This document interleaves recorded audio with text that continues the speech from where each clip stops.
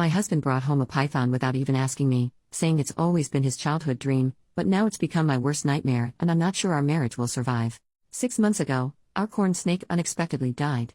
My husband, 26 male, and I, 24 female, were both very upset. He was a cute little guy and still very young. My husband has owned several small reptiles during his lifetime, and he told me he was thinking of trying a milk snake this time instead of a corn or a garter. Instead, 2 months after our corn died, he came home with a baby Burmese python. Apparently it's always been his dream to own a Burmese. Not only am I pissed that he got something like that without consulting me, on the upside, where we live they are legal, but I had several reservations that have only grown since we've owned it. I have GAD and that thing triggers my anxiety like no other. When I was doing research about Burmese pythons, I kept reading stories about them killing pets, children, and even their owners. So now I'm freaked out and have barely slept for 4 months. This is made worse by the fact that my husband has no experience with large snakes, and the larger the python grows, the more it shows, and also by us having a cat. The other snakes we've had, our corn snake, and my husband's old garter snake, pose no threat, but now I constantly worry that the python is going to get out and eat her. I've taken to locking the cat in our bedroom at night, which interferes with our sleep since she meows and scratches at the door, and I constantly worry about her when she's home alone. I'll reiterate, this thing is freaking huge. He is already 6 feet long. I'm home more than my husband, so I have to feed it and change its substrates often. I hate doing both so much, especially now that he's graduated to eating rabbits and pigs. I honestly think that since my husband bought him without consulting me, that caring for it should be his sole job, but I'm not going to let it go hungry or live in its own waste out of pride. I honestly don't think we'll be able to give this snake the best quality of life, which I think is essential for all pets. He's getting too big for the tank he's in, which is his third since we've gotten him, and I don't think we have the room in our house for the enclosure my husband wants to build him. His food is very expensive and eating into our savings, but it's what he needs, so we can't downgrade. The python does not deserve to live in a tiny space and eat inadequate food because my husband wanted one as a kid. At the same time, it's a good possibility it could eat us out of house and home. I don't want kids while we own a python, and these things can live up to 20 years. I don't want to never have children, which I've dreamed of, because of a python. Because of all these reasons, but especially the ones about our cat and its quality of life, I think we should rehome the python, preferably to a wildlife sanctuary or something. I've gently brought all of this up to my husband. How much mental anguish it causes me, how worried I am for our cat, how the snake is unsustainable, and all he's done is tell me to get over it, accuse me of not caring about his happiness, and tell me I'm being prejudiced against animals that aren't cute and cuddly. None of this is true, not even the last accusation. I like his smaller snakes a lot. How can I communicate productively with my husband about this issue? He already loves this snake, and I think that's getting in the way of him seeing reason. Edit. For the snake people, I acknowledge now that our husbandry is probably wrong, proving my point even more. Also, I have been informed that the snake probably wasn't a baby if it's at this size now, so take that into an account. I am not the most knowledgeable about snakes. First update 1 week later. First of all, I have to say thank you for the outpouring of support I got, especially from the reptile enthusiasts who happen to be browsing this sub. You guys are awesome. Now, I just want to say at the beginning, so what everyone wants to hear is heard. The snake is gone and my cat is all right. Here's how it happened. Thursday night, while I was replying to people in my post, several people suggesting talking to my husband's friend, who owns Burmese pythons, is an experienced reptile keeper, and could be a huge help. I was too blinded by the situation or my own anxiety to even think of that.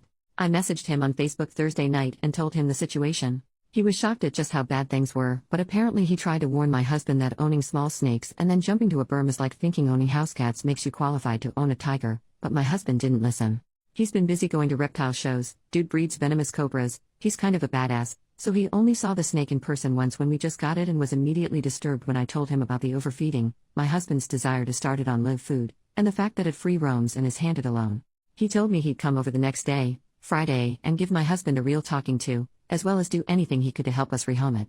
I decided I couldn't live another day in the house like that, and neither could my cat, so Friday morning I moved out to my mother's while my husband was at work. It was a bit sneaky, but I knew that if I tried to leave while he was home he'd try to convince me to stay. I called him on his lunch break though and told him I'd left until the snake was gone. He was very upset, but started accusing me of being so petty as to let a snake wreck our marriage.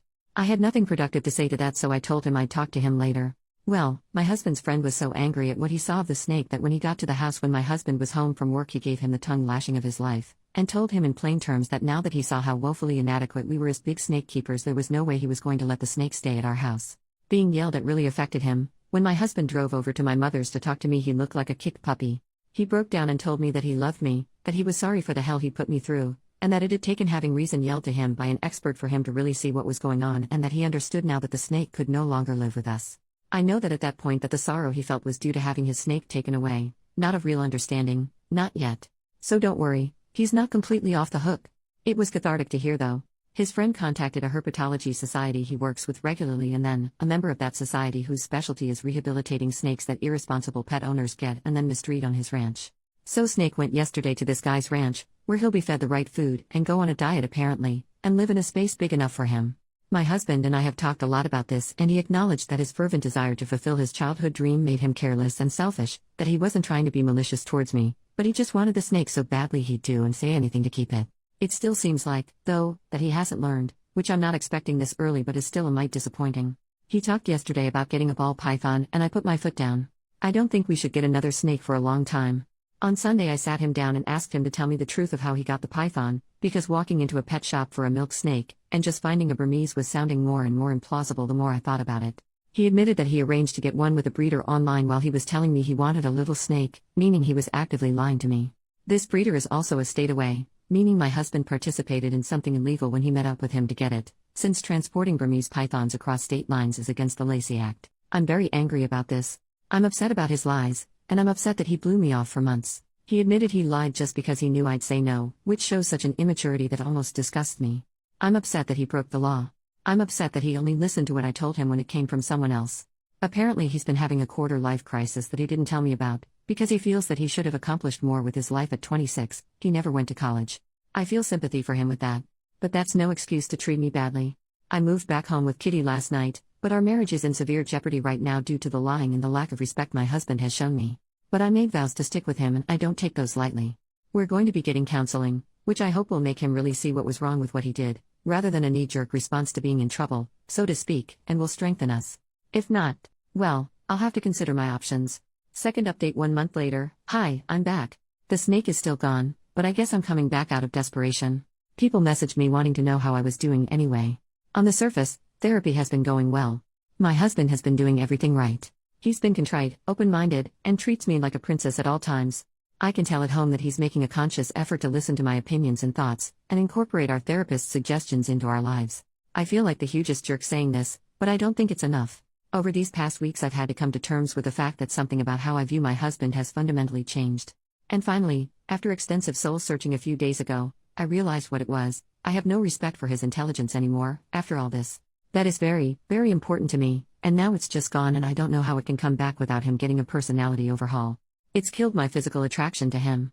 I normally have a high libido and prior to all this we made love 4 to 5 times a week. Now, since all this went down we've been intimate 3 times.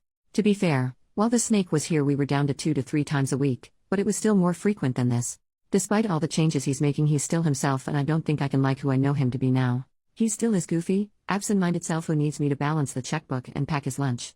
I can't respect that anymore. I don't want to be his mom or a naggy sitcom wife. I used to love doing these things for him. Throughout our relationship I've taken care of him, patched him up, and helped him solve his problems. I always saw it as the ultimate expression of love. Now I'm just sick of it. He can tell something's still wrong. He's irritated about my lack of forgiveness and lack of an intimate drive lately when he's objectively doing all the right things. But his lack of understanding towards my apprehension makes my feelings even more pronounced. I realized the other day that I love him dearly as a friend. I've known him since I was 9 years old but no longer as a husband. That devastates me. I can't believe I'm thinking divorce after less than a year of marriage. I feel like such a failure. I haven't broached these feelings in therapy yet, because they crystallized only a few days ago. But I don't know how to start because I know saying them will mean my marriage will be over. I have talked to my mom and friends about this, and they all tell me to wait longer, to stick it out, because I made vows. But I feel like I found out something fundamental about my husband that I wish I never had, and that nothing can be the same now. Third update 9 years later, posted on October 14, 2024. My posts were reposted somewhere and one of my friends sent me them saying, "I think you wrote these posts."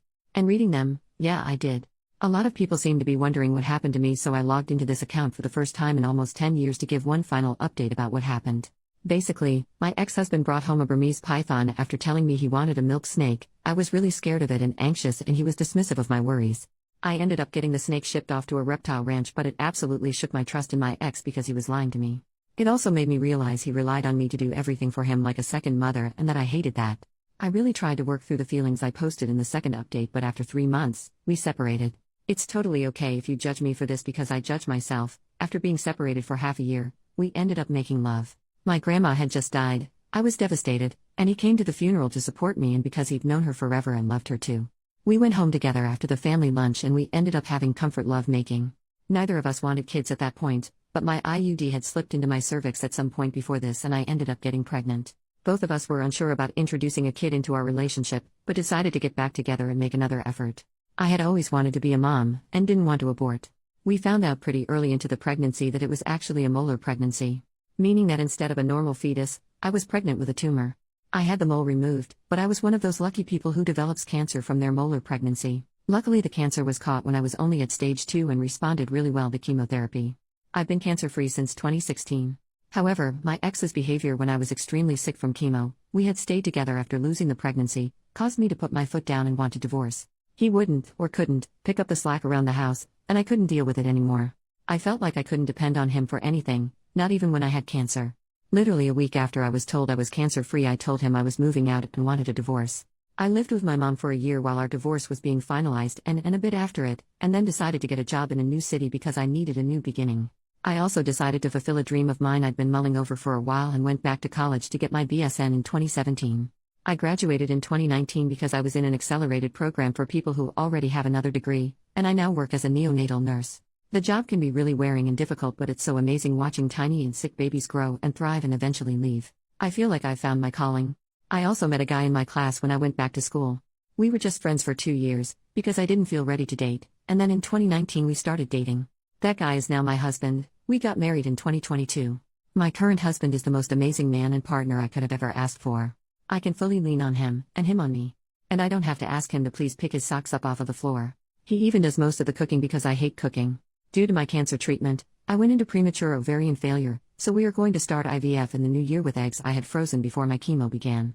We also want to adopt and or foster at some point and have been looking into that as well. I know for sure my husband is going to be a wonderful support for me and an amazing father. At the time of my divorce I had no confidence my ex would be either of those things. I don't want to just bash my ex though. He is doing much better since we got divorced. A month after I left for good, he attempted to off himself and was put on a 72-hour hold at the hospital. He took their advice to follow up with a psychiatrist seriously, and was diagnosed with ADHD. It explains so much about how he was when we were together. A little later on, he was also diagnosed with autism. I don't speak to my ex because it's too painful for both of us, but my mom is still close to his mom and has given me some updates. He's taking medication that's really helped his ADHD, and was able to go to trade school. He has a much better job now and has been in a steady relationship. I wish him all of the best. I look back on my old posts and all I can do is shake my head. I was putting up with so much I would never put up with now. I was so grown up because I was 24 and married, but clearly I still had maturing to do. Part of me feels sad for my ex too, because he was struggling for so long and I was writing him off as unhelpful. However, even though he had a medical reason for being inconsiderate, I still had to do what's best for me, and I was at my breaking point. Considering his success, I think we're better off without each other. Oh, and I still talk to my ex's friend the cobra breeder from time to time. Bucatini the Burmese python is still doing great in his new home.